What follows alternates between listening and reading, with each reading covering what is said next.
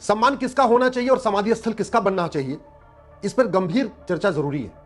क्या उस व्यक्ति का सम्मान होना चाहिए जिसके 10 वर्ष के कार्यकाल में 10 लाख करोड़ का घोटाला हो गया, 70,000 करोड़ का कॉमनवेल्थ घोटाला, 1,76,000 करोड़ का 2G घोटाला, 1,86,000 करोड़ का कोयला घोटाला, अगर आप पूरा देखें 2004 से 2014 तो लगभग 10 लाख करोड़ का घोटाला होगा, और भी बहुत सारे घोटाले होंगे। क्या उस व्यक्ति का सम्मान होना चाहिए और उसका समाधि स्थल बनना चाहिए सरकारी पैसे से, जनता के पैसे से, जिसने संविधान की धज्जियां उड़ाते हुए 2004 में सत्ता मिलते ही, शपथ लेते ही एक नेशनल माइनॉरिटी एजुकेशन एक्ट बनाया और भारत में समुदाय विशेष को फायदा देने के लिए जो स्कूल थे, कॉलेज थे, engineering college, medical college, law college, उनको माइनॉरिटी स्टेटस देना शुरू कर दिया बिना माइनॉरिटी को डिफाइन किए हुए।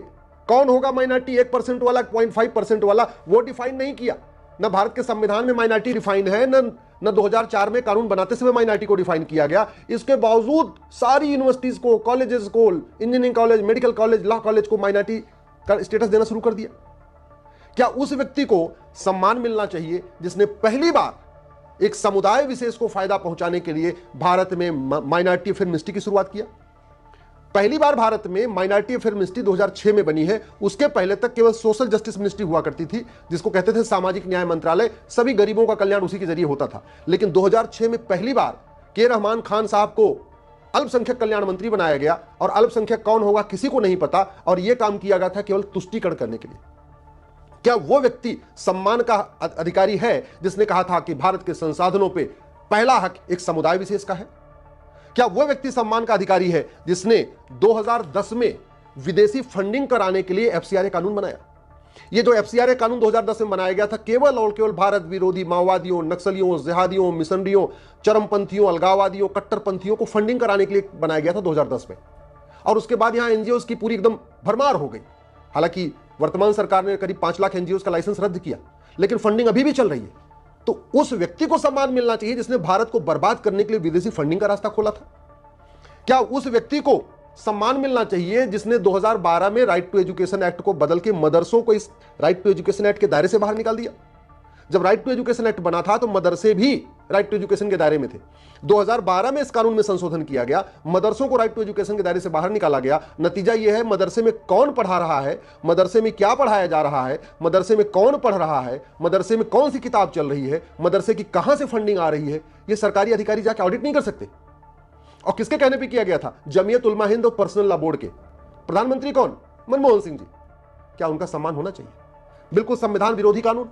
क्या उस व्यक्ति का सम्मान होना चाहिए जिसने 2013 में जाते जाते वक्फ एक्ट को बदला और बदल के इसमें इतनी पावर दे दिया कि वक्फ बोर्ड जहां चाहे हाथ रख दे वो जमीन वक्फ की? लैंड जिहाद करने के लिए इससे बड़ा घटिया कोई कानून ही नहीं है। और 2013 में मनमोहन सिंह जी के द्वारा किए गए इस अमेंडमेंट के कारण ही वक्फ बोर्ड 1,500 साल पुराने गांव पे कब्जा करना शुरू कर देता है। 1,500 साल पुराने मंदिरों को कहता है ये भी वक्फ प्रॉपर्टी है। नदियों के किनारे, झील के किनारे, समुद्र के किनारे, हाईवे के किनारे, सबको वक्फ प्रॉपर्टी डिक्लेयर कर देता है। इस समय पूरे देश में जो पूरी तरीके से लैंड जिहाद चला है उसका बड़ा कारण है 1995 में जो नरसिम्हा राव साहब ने अमेंडमेंट किया। उसके बाद सबसे बड़ा जो तेजी के साथ लैंड जिहाद शुरू हुआ 2013 में जब नरसिम्हा राव मनमोहन सिंह ने इस कानून में बदलाव किया था। क्या उस व्यक्ति को सम्मान मिलना चाहिए जिसने 2013 में दिल्ली की प्राइम करोड़ों की लैंड को वक्फ प्रॉपर्टी को दे दिया, वक्फ बोर्ड को दे दिया? क्या उस व्यक्ति को सम्मान मिलना चाहिए जिसने यासीन मलिक का स्वागत किया, कश्मीर के अलगाववादियों का स्वागत किया, कभी इस बात की चिंता नहीं किया कि 1990 में जिन लोगों का नरसंहार हुआ उनको न्याय कब मिलेगा, उसकी चिंता नहीं किया, यासीन मलिक से हाथ मिलाते रहे?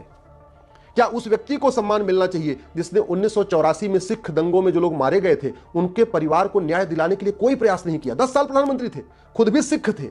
पूरे देश में 1984 में सिखों का नरसंहार हुआ था, लेकिन केवल प्रधानमंत्री बने रहने के लिए कभी उन्होंने सिख नरसंहार में सजा दिलाने का कोई प्रयास नहीं किया। कभी भी मनमोहन सिंह जी ने 10 साल के प्रधानमंत्री रहते हुए धर्मांतरण रोकने के लिए कोई प्रयास नहीं किया। उल्टा उनके द्वारा जो ऐसी योजनाएं थी जिससे धर्मांतरण बढ़ रहा था। स्वाभाविक सी बात है, ये जो अल्पसंख्यक मंत्रालय बनाया गया इसका मूल उद्देश्य ही था धर्मांतरण को प्रमोट करना। अल्पसंख्यक मंत्रालय का बजट जितना ज्यादा होगा धर्मांतरण उतना ज्यादा होगा, क्योंकि मान लो कोई आदमी हिंदू है तो उसको 5 योजना मिल रही है, अगर वो कन्वर्ट होकर क्रिश्चियन बन जाएगा, मुस्लिम बन जाएगा, तो उसको 50 योजना मिलती है। तो स्वाभाविक सी बात है ये पूरा मंत्रालय बनाया गया था धर्मांतरण प्रमोट करने के लिए। क्या मनमोहन सिंह जी ने कभी भी अल जिहाद मजहबी उन्माद रोकने के लिए कोई प्रयास किया? क्या मनमोहन सिंह जी ने कभी जातिवाद, भाषावाद, क्षेत्रवाद रोकने का कभी प्रयास किया? क्या मनमोहन सिंह जी ने कभी प्रधानमंत्री रहते हुए भारत में सनातन को मजबूत करने का कोई प्रयास किया?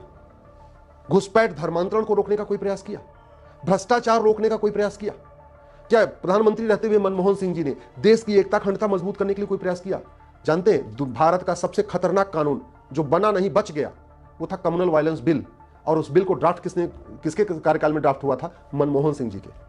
लेकिन चूंकि सोनिया जी उस बिल को ड्राफ्ट करवा रही थी, सत्ता में रहना जरूरी था, प्रधानमंत्री पद पे बने रहना जरूरी था, इसलिए मनमोहन सिंह ने कभी इसका विरोध नहीं किया। हाँ, उल्टा भारत के संसाधनों पे पहला हक, चाहे वो मुंबई दंगा हुआ हो, मुंबई में कसाब आता है, या और भी ऐसी घटनाएं हैं, कभी आपने मनमोहन सिंह जी ने तुष्टीकरण के खिलाफ कुछ बोला? भारत में मजहब के आधार पर नियम चल रहे हैं, मजहब के आधार पर बोर्ड चल रहे हैं, मजहब के आधार पर ट्रिब्यूनल चल रहे हैं, मजहब के आधार पर योजनाएं, इनको किसने प्रमोट किया? कभी आपने सोचा? और अब उन मनमोहन सिंह जी की समाधि स्थल सरकारी पैसे से, सरकारी स्थान पे, पब्लिक लैंड पे, पब्लिक मनी से बनाने की बात हो रही। कांग्रेस के नेताओं को शर्म भी नहीं आती है क्या? जिस मनमोहन सिंह जी को यूज करके उन्होंने पूरी सनातन को खत्म करने की प्लानिंग किया था, अब उन्हीं मनमोहन सिंह जी के समाधि स्थल बनाना चाहते हैं। ठीक है, समाधि स्थल बने, लेकिन कम से कम इस बात की चर्चा होनी चाहिए कि किसकी समाधि स्थल बनना चाहिए, किसकी नहीं बनना चाहिए, क्या उन्होंने वास्तव में कार्यकाल किया। सच्चाई तो यह है कि 10 साल में कम से कम 100 बार उन्होंने संविधान की धज्जियां उड़ाई थी। 10 साल में मनमोहन सिंह जी ने 100 बार संविधान विरोधी कानून किया था। कई कानूनों को तो मैंने खुद भी चैलेंज किया हुआ है, लेकिन इस बात पे अब निष्पक्ष चर्चा होनी चाहिए। प्रत्येक प्रधानमंत्री के कार्यकाल पे क्या हो रहा है, इस पे निष्पक्ष चर्चा जरूरी है। भाषण क्या दे रहा है व्यक्ति, वो इंपॉर्टेंट नहीं है, काम क्या कर रहा है वो इंपॉर्टेंट है। इसलिए समय आ चुका है कि किसी भी प्रधानमंत्री को भारत रत्न दिया जाए, किसी व्यक्ति को भारत रत्न दिया जाए, या उसका सम्मान किया जाए, या उसका समाधि स्थल बनाया जाए, तो उसके कार्य का लेखा जोखा होना चाहिए और निष्पक्ष उसकी समीक्षा होनी चाहिए। यदि आप प्रधानमंत्री हैं और भ्रष्टाचार के खिलाफ कठोर कानून नहीं बना रहे और भ्रष्टाचारियों को संरक्षण दे रहे हैं, आप खुद भले भ्रष्टाचार नहीं कर रहे हैं, इसका मतलब आप खुद भी भ्रष्ट हैं, नैतिक रूप से भ्रष्ट हैं। चलिए, आर्थिक रूप से भ्रष्ट नहीं है तो नैतिक रूप से भ्रष्ट है। यदि आप प्रधानमंत्री हैं, आपके पास शक्ति है, आप अपराध रोक सकते हैं, धर्मांतरण रोक सकते हैं, घुसपैठ रोक सकते हैं, लेकिन आप चुपचाप बैठे हुए हैं, शांत होकर देख रहे हैं, इसका मतलब आप घुसपैठियों के समर्थक हैं, मिशनरियों के समर्थक हैं, जिहादियों के समर्थक हैं। यदि आप प्रधानमंत्री हैं और आप कानून को नहीं बदल रहे भारत को सुरक्षित करने के लिए, इसका मतलब आप चाहते हैं कि भारत असुरक्षित हो जाए। यदि आप प्रधानमंत्री हैं, आपके पास पूरा अधिकार है, पूरी शक्ति है, आप नियम कानून को बदल के भारत में घूसखोरी, कमीशनखोरी, जमाखोरी, मिलावटखोरी खत्म कर सकते हैं, कालाबाजारी खत्म करवा सकते हैं, नशा तस्करी खत्म करवा सकते हैं, मानव तस्करी खत्म करा सकते हैं, लेकिन आप शांत बैठे हैं, इसका मतलब आप चाहते हैं कि नशा तस्करी से भारत बर्बाद हो जाए, मानव तस्करी चलती रहे, सब घुसपैठ भी चलती रहे, धर्मांतरण भी चलता रहे। अगर आप सक्षम हैं, आप प्रधानमंत्री हैं और फिर भी आप शांत होकर बैठे हुए हैं, गुडी गुडी खेल रहे हैं केवल वोट की खातिर, केवल सत्ता पे बने रहने के लिए, तो आप सम्मान के अधिकारी नहीं हैं। आपका समाधि स्थल नहीं बनना चाहिए, सार्वजनिक स्थान पे तो बिल्कुल नहीं बनना चाहिए, सार्वजनिक पैसे से बिल्कुल नहीं बनना चाहिए। मेरा मानना है सम्मान उसी व्यक्ति का होना चाहिए जिसने पूरे जीवन भर सम्मान योग्य काम किया हो। तुष्टीकरण करने वालों का, भ्रष्टाचारियों का समर्थन करने वालों का, आतंकवादियों, जिहादियों, माओवादियों, नक्सलियों का समर्थन करने वालों का न सम्मान होना चाहिए, न उनको किसी भी प्रकार का अवार्ड, चाहे पद्म भूषण हो, चाहे विभूषण हो, चाहे भारत रत्न, ये नहीं मिलना चाहिए।